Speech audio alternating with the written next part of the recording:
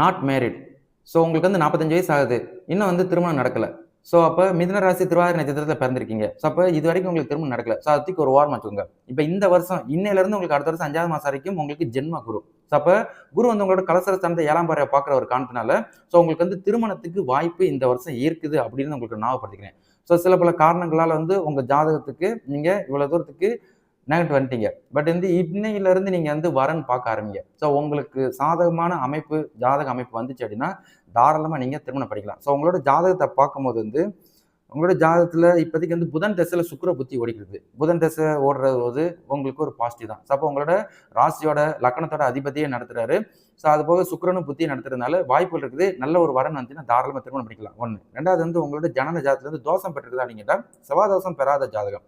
அதுபோக உங்களுக்கு ராகு கேது தோஷம் பெறாத ஜாதகம். ஆனா உங்களுக்கு வந்து பித்ரு தோஷம் பெற்ற ஜாதகமா இருக்கிற ஒரு காரணத்தினால தான் இவ்வளவு தூரம் தடை தரங்களா இழுத்தடிச்சுட்டு வந்துருச்சு. ஸோ அது என்ன அப்படின்னு பார்த்துட்டு, ஸோ உங்க ஜாதகத்துல பித்ரு தோஷம் பெற்றிருக்குது. அது பித்ருக்கு வந்து ஒரு வழிபாடு நீங்க ஃபாலோ பண்ணிட்டு, உங்க வீட்டாளுங்க யாரு என்னன்னு பார்த்துட்டு, அவங்களுக்கு வந்து திதி கொடுக்கறத கொடுத்துட்டு, நீங்க அதுக்கப்புறம் வந்து வரன் பாருங்க. அதுக்கப்புறம் வரன் அமைஞ்சு, அதுக்கப்புறம் நீங்க திருமணம் பண்ணி, திருமண வாழ்க்கைக்குள்ள போறதுக்கு உங்க ஜாதகம் ஒத்துழைக்கும். காரணம் புதனே இப்ப திசையை நடத்துறாரு. வாய்ப்புகள் இருக்குது அப்படின்னு உங்களுக்கு நான் ஞாபகப்படுத்திக்கிறேன். சரிங்களா?